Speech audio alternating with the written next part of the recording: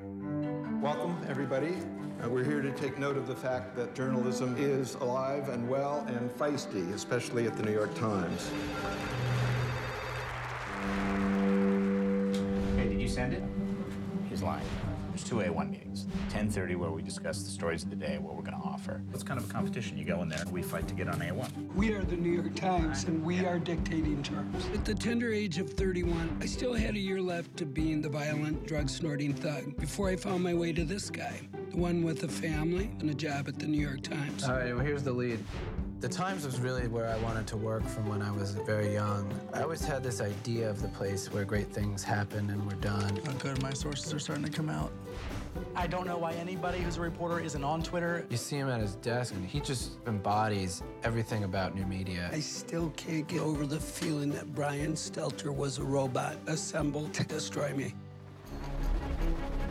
The old newspaper model is dying. It's this kind of collision of two worlds, and this new world that just kind of wants to crack it all open. So this is about WikiLeaks, which is a website. They didn't have to drop this off on the front step of NBC News or the New York Times. They just dropped it off on YouTube and waited for everybody else to find it. The bottom line is, WikiLeaks doesn't need us. In the immediate moment, we're in the middle of cutting 100 people out of a staff. How scared are you right now? I've been a single parent on welfare. This is nothing. I almost feel like I don't have a clear grasp on the enormity of the situation. Could the New York Times, go out of business? If you think of the history of these institutions, Watergate, Abu Ghraib, I think we're at a dangerous moment in American journalism. Some stories are beyond the database. Sometimes people have to walk past the conventional wisdom. They asked if anybody who wanted to volunteer for Baghdad, so I'm going to Iraq.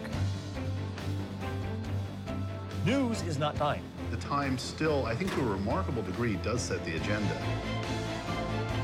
The New York Times has dozens of bureaus all over the world, and we're going to toss that out and kick back and see what Facebook turns up. I don't think so.